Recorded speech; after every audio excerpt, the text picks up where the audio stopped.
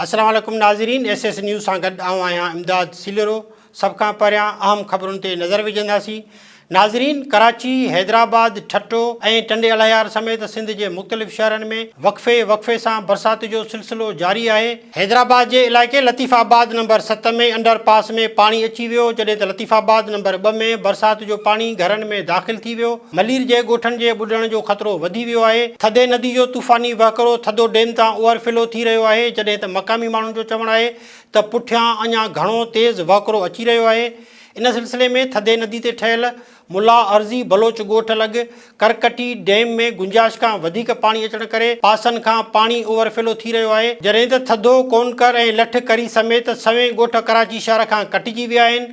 मलीर में मुसलसिल 5 कलाक हलंदड़ बरसाति तबाही मचाए छॾी आहे।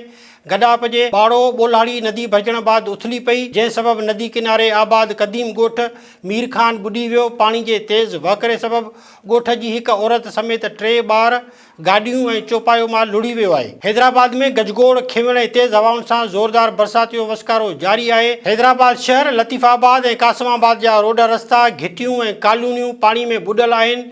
केतिरनि ई हेठाहीं वारनि कॉलोनियुनि जे घरनि में पाणी अचण सबबि शहरी सख़्तु परेशान आहिनि।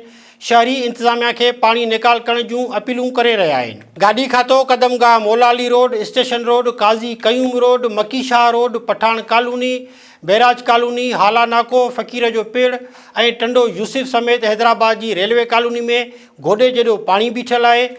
GOR कॉलोनी, लतीफ़ाबाद, रेलवे पुल, गिद्दू चौक, हुसैनाबाद, हाली रोड, फतेह चौक समेत अल वहीद कॉलोनी ऐं अल शफ़ी कॉलोनी में बि गोॾे जहिड़ो पाणी बीठल आहे। कासिमाबाद जी वहदत कॉलोनी में घरनि में पाणी दाख़िल थी वियो। सिटीज़न कॉलोनी, मारवी टाउन, चांडिया ॻोठ समेत कासिमाबाद जूं केतिरियूं ई कॉलोनियूं पाणी हेठि अची वियूं आहिनि। मटियारी उन जे आसपास वारनि इलाइक़नि में तेज़ हवा सां बरसाति रोड रस्ता ॿोड़े छॾिया। बिजली ऐं मवासिलाती निज़ाम दरहम बरहम थी वियो। इस्पतालुनि, सरकारी ऑफिसुनि, स्कूलनि ऐं पुलिस स्टेशननि आॾो पाणी बीठल आहे। ठारू शाह ऐं भरपासे जे मुख़्तलिफ़ इलाइक़नि में मुसलसिल वक़फ़े सां तेज़ हवा सां गॾु तूफ़ानी बरसाति जो सिलसिलो जारी आहे।